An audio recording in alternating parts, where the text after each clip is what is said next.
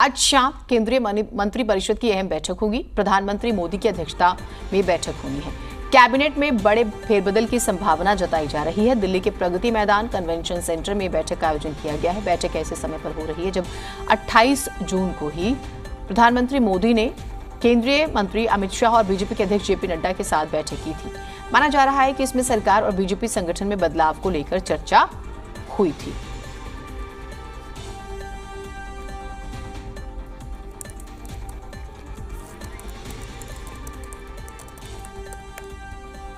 और रविंद्र हमारे साथ हमारे सहयोगी जुड़े हुए हैं। रविंद्र, ये वो मीटिंग है जिसका लंबे समय से इंतजार था और जिसकी लंबे समय से चर्चा थी।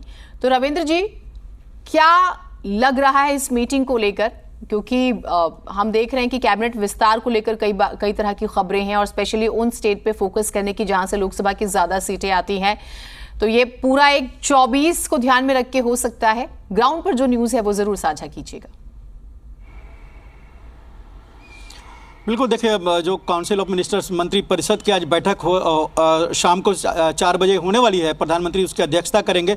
ये काउंसिल ऑफ मिनिस्टर्स की बैठक समय समय पर होती रहती है, चाहे 10 नवंबर को हो, उसके बाद हो, इसके पहले भी हो, यानी 2-3 महीने पर ये मंत्रिपरिषद की बैठक होती है। और प्रधानमंत्री अपने सभी मंत्रियों की, चाहे वो कैबिनेट हो या स्वतंत्र प्रभार के हों या राज्य मंत्री हों, सभी की समीक्षा करते हैं और सबसे बात किया जाता है। विभागों के बारे में चर्चा होती है कि कौन सा मंत्रालय या कौन सा विभाग बेहतर काम कर रहा है, उनकी योजनाएं कहां तक पहुंची। प्रधानमंत्री खुद उसका जायजा लेते हैं और हर काउंसिल ऑफ मिनिस्टर्स की बैठक में 3 से 4 बड़े मंत्रालयों के प्रेजेंटेशन भी होता है।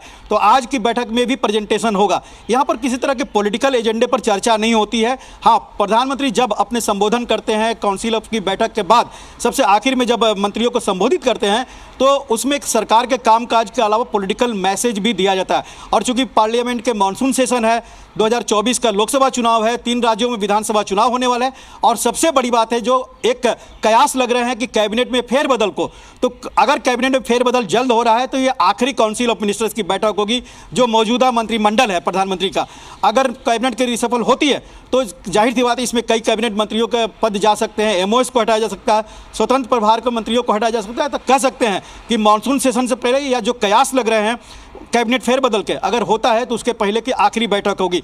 तो ये कहीं ना कहीं संदेश देने के लिए है कामकाज की समीक्षा, और मानसून सेशन में पूरा मंत्रिमंडल बेहतर ढंग से काम करे, क्योंकि वहाँ मंत्रियों से सवाल जवाब होते हैं और अधिकतर सवाल जवाब राज्य मंत्री देते हैं, खासकर प्रश्नकाल का।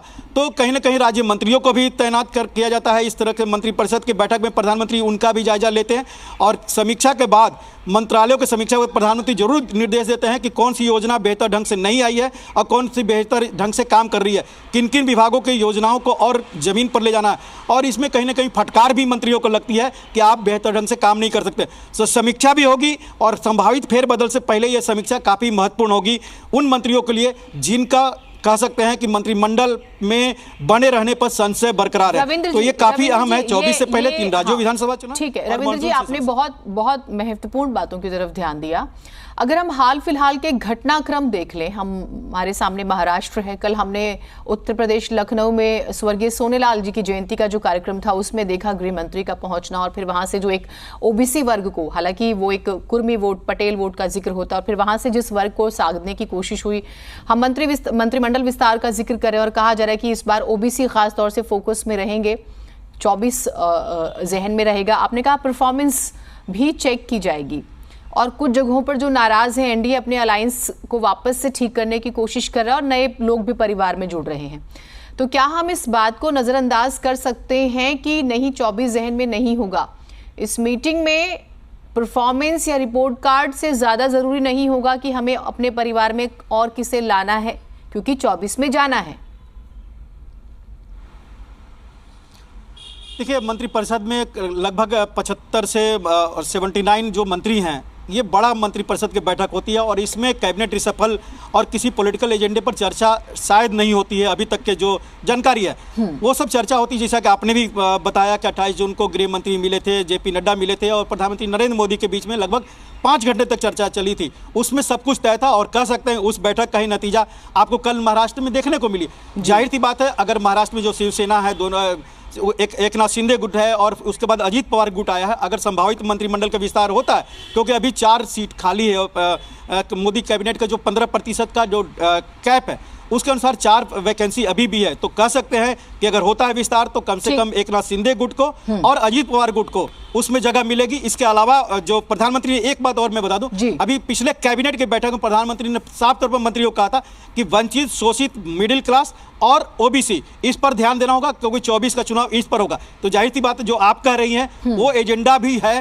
काफी महत्वपूर्ण है, क्योंकि ओबीसी को साधना है 24 जीतने के लिए। ठीक है, अपडेट्स हम आपसे लेंगे। इस मीटिंग को लेकर रिपोर्ट कार्ड पर भी बात होगी और बात होगी कि परिवार में किसे लाया जाए और उसे क्या दिया जाए, क्योंकि 24 भी है।